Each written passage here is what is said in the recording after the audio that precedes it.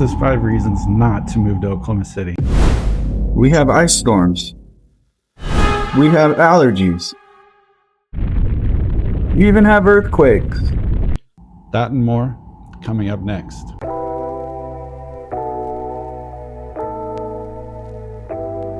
Welcome back, guys. So I'm a realtor here in Oklahoma City, and if you could like and subscribe to my channel, it'll help me keep making videos just like this one. And actually, if you give me a like, it'll be my first like since starting on YouTube, as this is one of my first videos. So the main reason not to move to Oklahoma City is the weather. We're in the heart of Tornado Alley, which is an area specifically prone to large and dangerous tornadoes. Every year we'll have at least 1 or 2 tornadoes, I would say, that kind of a scare where you'll have to go to kind of take shelter. We should take shelter. Get into the center portion of your house. We don't have basements here, unfortunately, and put a blanket or whatever you can over you. Now, I will say I've lived here 37 years now, and I've never seen a tornado. Now, the worst tornado we've had was definitely May 3rd, 1999. If you ask any local about that date, they'll definitely remember. It is an F5, almost an F6 tornado. It left a debris path over a mile long. It wiped out over hundreds of houses. It was definitely a scary day. We compare any tornado we have now to that tornado. Luckily, we haven't had one quite that bad in 26 years, knock on wood. It was definitely a very scary day here. I will say that I've lived here 37 years, and I've actually never seen a tornado or been close to being hit by one. Luckily, knock on wood once again. In the summers, it also gets really humid here. It can be 85, 90 degrees outside, but feel like 105, 110 degrees. And in the winter, we'll sometimes have ice storms, snow. We definitely see the extremes of all the weather patterns.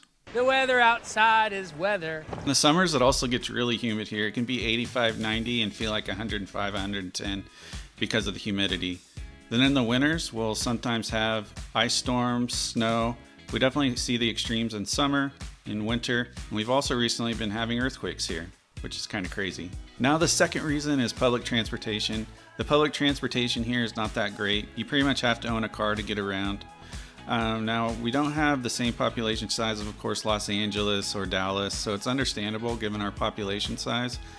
But coming from a bigger city, I could see how this would be a negative. Things are also very spread out here. If you're coming from Los Angeles or New York City or a place like that, it'll definitely be a culture shock. I remember I was driving an Uber actually, and it was a guy from Los Angeles, and he just couldn't believe how spread out things were here. He said he was used to things being a lot more close together.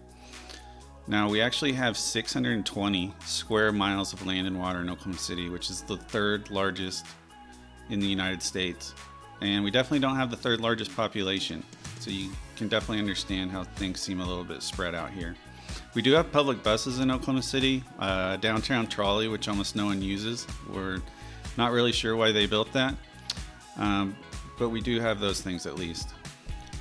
Now, reason number 3 not to move to Oklahoma City, and that's it's a conservative state and city.